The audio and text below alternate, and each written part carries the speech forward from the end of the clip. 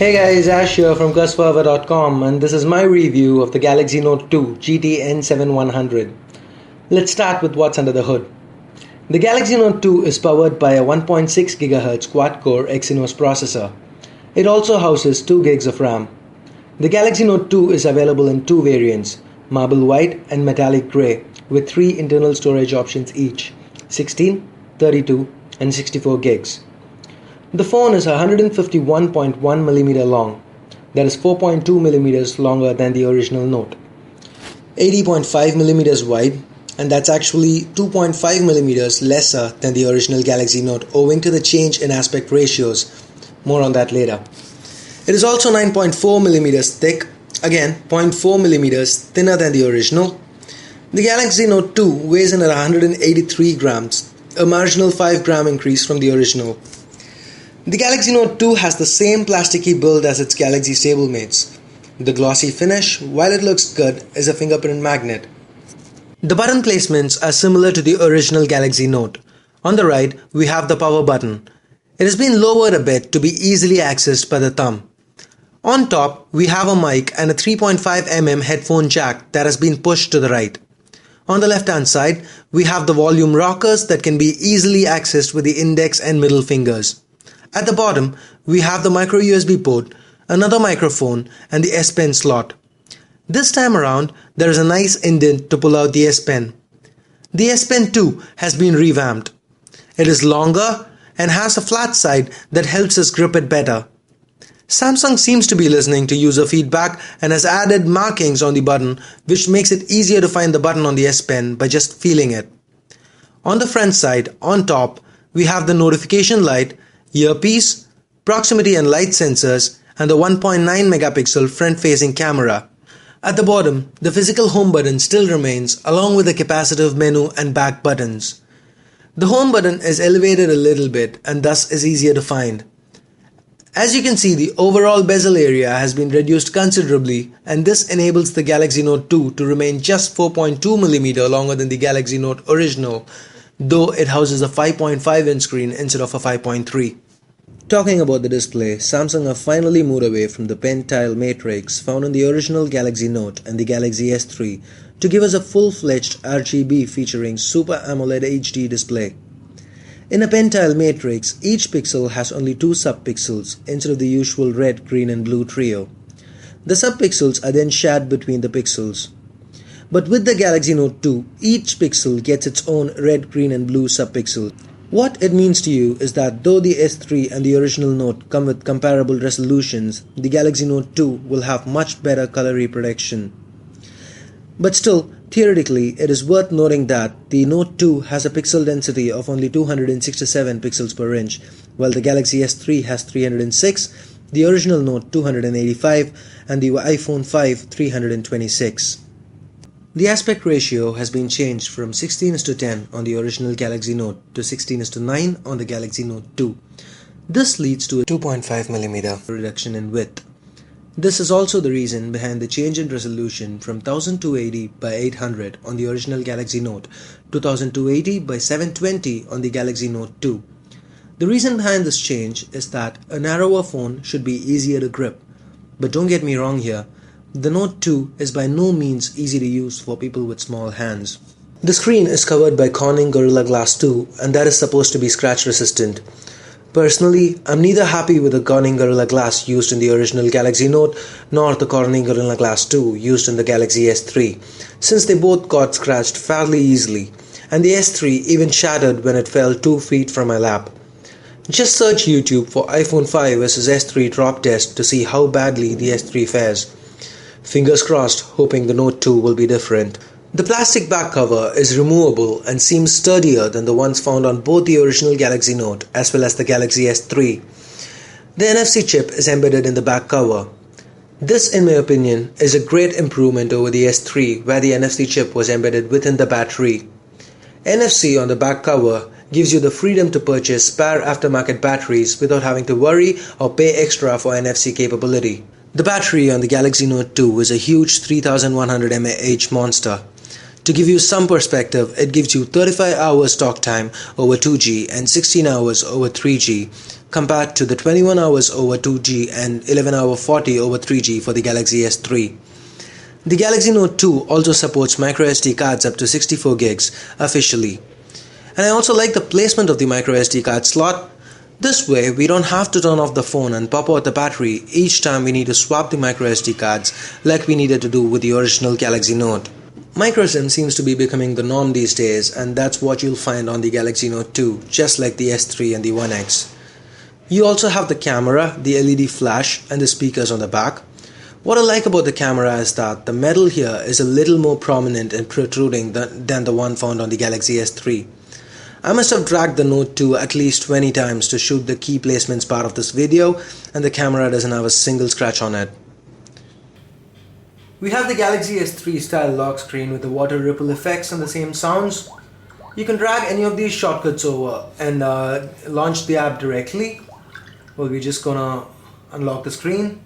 So guys, like I said earlier, the Galaxy S3 is powered by a 1.6 GHz quad-core Exynos processor and 2 gigs of RAM. And add Jelly Bean's Project Butter to it and you get a device that's blazing fast and buttery smooth as well. The thing that gives the Note 2 its identity and stops it from being just a blown up S3 is its S Pen. It is not just the physical appearance that has been updated when it comes to the Galaxy Note 2's S Pen. A lot of features have been added to it as well. First off, when we just pop out the S Pen, a quick set of S Pen apps pop up for us to select from. With the S Pen, you have the usual options as to, just like with the original Galaxy Note, press the button and press and hold the screen and you take a screenshot. And yes, you can annotate the screenshot right away and share it if you want to. I'm just cancelling it here. You can also press the button and double tap to open up the S Note app, and you can just drag it around if you need to, and you can just annotate whatever you want. And just pressing the button once activates the eraser mode. That's quite handy. And guys, if you're on a call and you pull your S Pen out, the S Note app gets loaded by itself. So that's a very nice little addition there. Now apart from this, you have a few new features as well. Press the button on the S Pen and select a part of the screen, no matter where you are. And this part alone gets selected and you get a host of apps with which you can share this. So that's another nice little add-on. And guys, using the S Pen, drawing this replicates the menu button press, and drawing this replicates the back button press. So this means that when you're using the S Pen, you do not have to use your finger to touch the capacitive menu and back buttons. Effectively, this lets you use the phone with just the S Pen. And again, hitting the button and clicking and dragging it up launches the quick command option. So over here you get a host of commands over here, and say for example test. This is going to call my test contact that I have. So you can also add your own commands to this, and more on that later on. With the Galaxy Note 2, the Gallery app has also received the facelift. So with the S Pen, you can just hover over an album and the thumbnails pop up. And there are multiple views as well. So this is the timeline view. And again over here you can just hover over a picture and it pops up. And this is your spiral view. And again the hover function works here as well. And this is your regular grid view. And over here when you open up an album, you kind of get two different columns over here. The screen is split, and over here you get the albums, and over here the photos inside the albums. So the advantage here is when you want to jump into albums, you can just do it without having to go back into the main menu. Now moving on to the video player. So again the hover function works here as well. You just need to hover over a video and the video plays. So when you open up the video, you have even more options. Let me quickly reduce the volume. So hovering over the timeline will show you a thumbnail of what exactly is playing at that point of time. So you can make selections easier. And you can also take screenshots of the video that's playing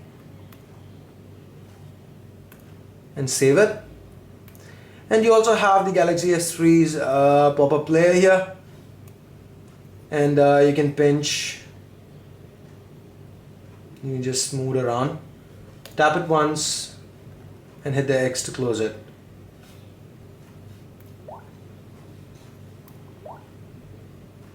And with the video player, when the video is playing, you can just go ahead and hit the power button, and this locks your screen. So if you want to wipe something off the screen, or if you need to put your finger on the screen, or even on the capacitive buttons, they do not work. So this is a nice feature. This has existed right from the Galaxy Note original, and I really like this feature. So pressing the power button again unlocks the screen, and it's business as usual. The S Note app has also been significantly improved. We get the formulas with it, and we also get a lot more new templates. So I just wanted to let you guys know that. Now moving on to the S Planner. So let me create a test appointment here. So guys, when your S Pen is out, the keyboard automatically defaults to the handwriting option. So I'm just gonna write test, and the handwriting recognition is great. Just gonna save it, and the hover option works here as well. So when you hover over it, a little snippet displays showing what appointment you have. So that's a handy little feature to have. Now moving on to the browser, that's curseflower.com. Make sure you check it out. The browser is really fast, guys. It's amazingly fast. It renders everything very well, and you can read. I mean, the clarity is great because the screen is awesome, and you also get a host of options over here, right from desktop views, saving for offline reading, separate brightness controls for the browser, and so on. So there are a lot of options there. So guys, talking about the browser here, say for example you're on the YouTube app or any other app for that matter, and you just find a link. You just hit the link and you get an option here for the pop-up browser. This is a very useful option here, because just selecting the pop-up browser will not take you to the whole different app, but instead the browser would pop up over there, and you can just use it to multitask. So once you're done with whatever it is that you're doing, you can just close it and come back to whatever you've been up to. So this works with Facebook and Twitter and any other app with links on it. We also have the Paper Artist app here. It's pretty simple. All it does, is just you can go ahead and open up any pic that you have. Just import and import any image, and it just converts it into a paper art kind of thing, and you got a lot of options here, and you can just color it or whatever you want.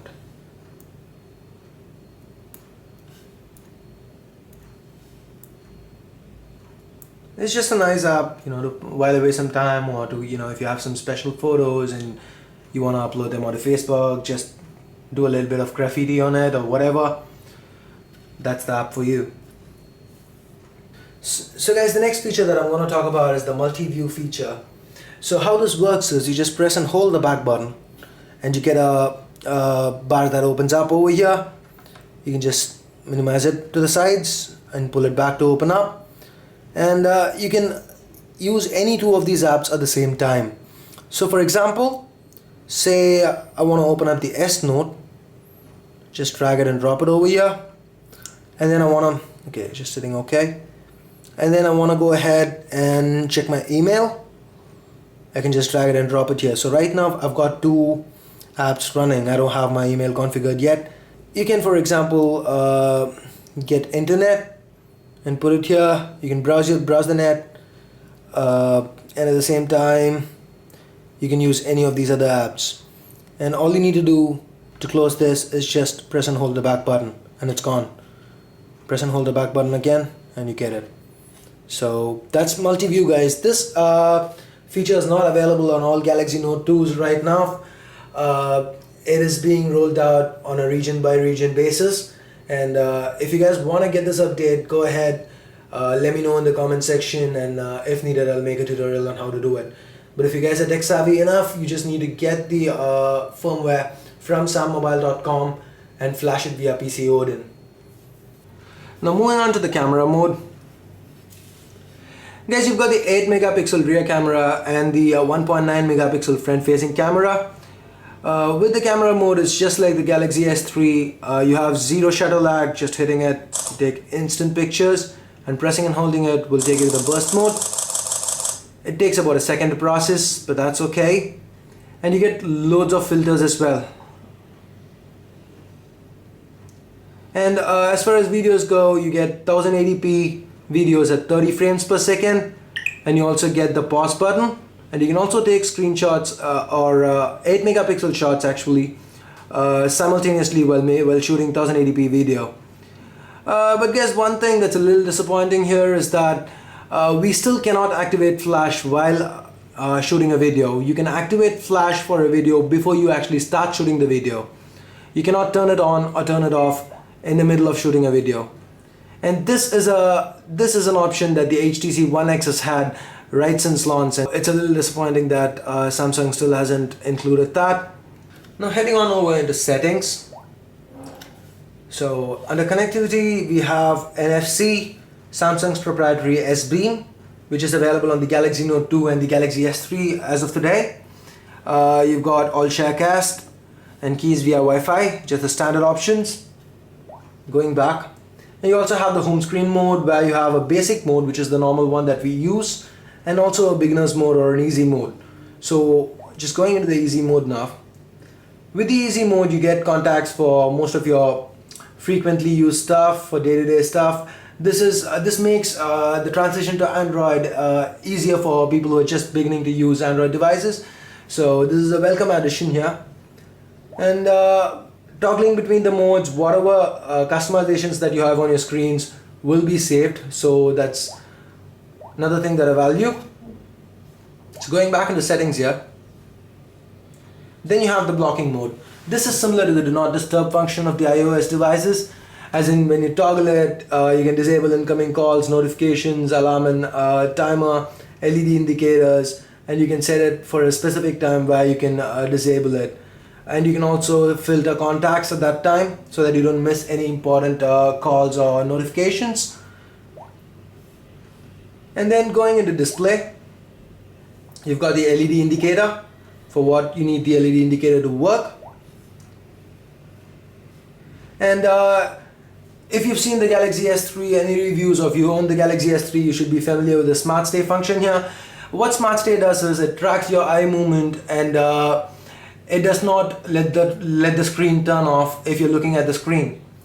Now with the Galaxy Note 2, Samsung has included Smart Rotation as well. What Smart Rotation does is it tracks your eyes so that it adjusts the orientation of the phone as per your eyes and not per the sensor. So it disables the automatic rotation. So that's a nice little feature as well. So going back, and you have the one-handed operation. This tilts your keyboard or your keypad to the sides, even the unlock pattern and the calculator to the sides, so that you can use it with a single hand. Just to show you how it enabled right now. So let me quickly go into phone. As there you see, and you can also adjust it for the left-handed axis. So again, makes the Note a little easier to handle. So going back into settings again. On the lock screen options, you have the shortcuts and whatever you want displayed in the lock screen. So that's that.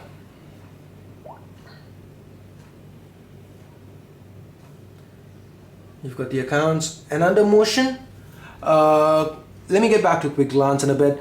Direct call is when you have a contact open, say you're texting somebody, or say you have a contact open, you just pick up the phone and it dials the contact. Smart alert is if you have a missed notification, a missed call or a missed message, when you pick up the phone it vibrates. So that's so that you know that there is some notification that you need to tend to.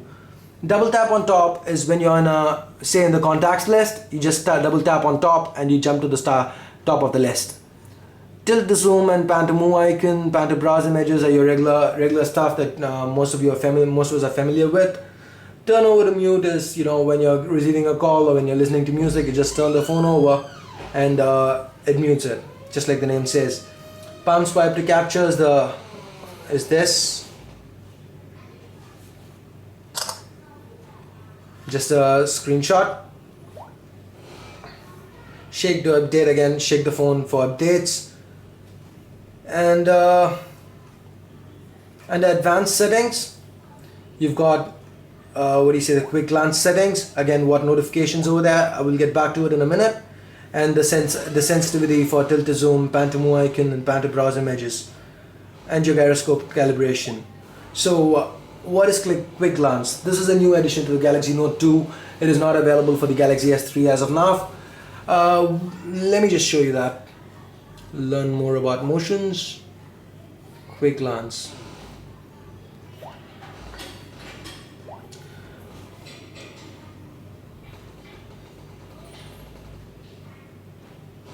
Alright, now once the screen turns off, you just need to put your hand over the screen and it lights up and it shows you the important updates, whatever you've selected under the quick glance settings. So again, a great addition. Seems like something I would use. Now going back again, and now you have the S Pen options. Over here you can select whether you're right-handed or left-handed, and when you detach the S Pen, whether it should give a sound or not. And whether a pop-up note needs to pop up when the S Pen is pulled out. And battery saving mostly deactivates most of these settings so that you save battery. But then again, with a 3100 mAh battery, I don't think you'd have to use it. The S Pen keeper is a nice function, guys. Say I'm going to leave the S Pen over here and I'm just going to walk a few yards away.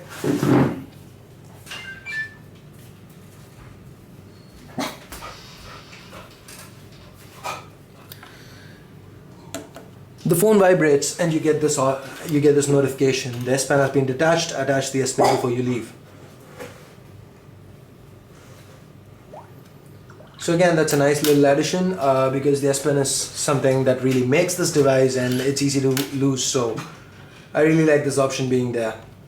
And then here you have the Air View, turning it on and off, turns your hover functions on and off.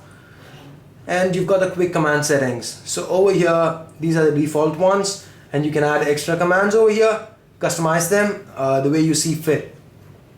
So that's that. And that's pretty much it for the options, guys. So that's pretty much it, guys, when it comes to my review of the Galaxy Note 2 GT N7100. This is a great device, guys, and I would definitely recommend it to anybody who's in the market looking for a phone, looking for the best phone to buy today. The top of the line, the best specs, the best software. I would recommend the Galaxy Note 2. There are only two factors that you need to take into consideration before you decide to purchase this phone. One, the price. Two, the form factor. If you like the large phone, if you like how huge it is, then go ahead, eyes closed, purchase this phone. You will not regret it. It is an amazing device, and links to purchase it from Amazon are in the description, so you can go ahead and use that if you want to pick up this phone. Guys, there is one more feature that I've not really talked about, the screen recorder. It's not available yet, so it should be available with future updates. So that is another feature that would be coming to the Galaxy Note 2 in the near future. So guys, I got this phone 2 days back. This is the 7th of October, about 2 a.m. And I got this phone by about 6 p.m. on the 5th of October. I've not slept yet, and I've been making the video. I've been working on this video non-stop, and I really wanted to try to convey everything that I could. And I would really appreciate it if you guys can leave your feedback in the comment section. And if there's anything you guys would like me to work on or improve on, let me know, because I'm open to suggestions, and I just wanted to make the best review that I possibly could. So. I'm really tired right now. I've been up for like over 40 hours. I'm totally exhausted. I'm on like my 14th can of Red Bull, and I just can't wait to hit the bed right now. So anyway, guys, if there's anything you want to say, leave it in the comment section, or you can hit me up on Facebook, Twitter, Google+. All my links, all the details are are in the description. And if you have any questions, if you want any technical help, you can hit us up at cuspower.com/forums. And for the full written review, again, check out cuspower.com. And if you guys want to go ahead and root this phone, I will be coming out with root tutorials on this within 24 to 48 hours. There are 2 tutorials right now. I will be making videos on both. So wait for it. Just go ahead, hit the like and subscribe buttons. That's all I ask, guys. Just hit the like and subscribe buttons. So that's pretty much it, guys. Thanks a lot for watching. I hope you liked the video. Let me know what you have to say, and stay subscribed. I'll see you guys soon. Till then, you guys have a great day. Bye bye now.